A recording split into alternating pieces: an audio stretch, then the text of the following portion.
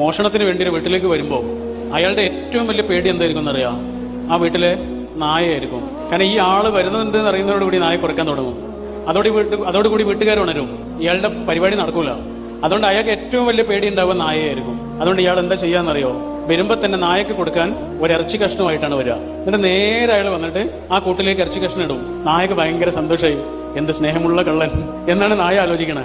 ആ ഇറച്ചി കഷ്ണം നായ വെട്ടി വിഴുങ്ങും. ആ വെട്ടി വിഴുങ്ങുന്ന സമയം കൊണ്ട് കള്ളൻ എന്ത് ചെയ്യും? അയാളുടെ പരിപാടികളെല്ലാം നടത്തും. എന്നിട്ട് ആ വീട്ടിൽ നിന്ന് മോഷണമൊക്കെ നടത്തിയിട്ട് പുറത്തേക്ക് ഇറങ്ങുന്ന സമയത്ത് കള്ളൻ ആ കൂട്ടിലേക്ക് ഒരു നോട്ടം നോക്കും. അവിടെ ആരുണ്ടാവും? നായ ഉണ്ടാവോ? നായ മരിച്ചു കിടക്കുന്നുണ്ടാവും. കാരണം കള്ളൻ കൊടുത്തത് ഒരു ഇറച്ചി കഷ്ണം മാത്രമായിരുന്നില്ല, അതിന്റെ ഉള്ളിൽ ചെറിയ ഒരു വിഷത്തിന്റെ തുള്ളി ഇട്ടിരുന്നു. ഇതാണ് തെറ്റായ കൂട്ടുകാർ നമ്മൾക്ക് സമ്മാനിക്കുന്ന തെറ്റായ ശീലങ്ങൾ. അത് നമ്മളെ നശിപ്പിക്കുക. സ്നേഹമാണ് എന്ന് നമുക്ക് തോന്നും, പക്ഷെ അത് സ്നേഹമായിരുന്നില്ല എന്നും അതിനകത്ത് നമ്മളെ തന്നെ നശിപ്പിക്കുന്ന ചിലത് ഒളിപ്പിച്ചു വെച്ചിട്ടുണ്ടായിരുന്നു എന്നും കുറെ കാലം കഴിഞ്ഞിട്ടാണ് ഒരാൾക്ക് മനസ്സിലാവുക.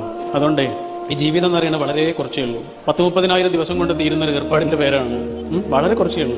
ഈ കുറഞ്ഞ ജീവിതം ഒരാള് സന്തോഷത്തോടുകൂടി, ഹാപ്പിനെസ്സോടുകൂടി, നല്ല സേവനങ്ങളും സ്നേഹവും സന്തോഷവും മനുഷ്യർക്ക് കൊടുത്ത് ഒരായുസ്സിനെ അർത്ഥവത്താക്കുക എന്നുള്ളതാണ് പ്രധാനം. മരിച്ചു തീരുന്നത് വരെയുള്ള ഈ ഒരു സമയം അർത്ഥവത്താക്കാനുള്ള ഒരാളുടെ തയ്യാറെടുപ്പാണ് പ്രധാനം. മരിച്ചു കഴിഞ്ഞാൽ പിന്നില്ല.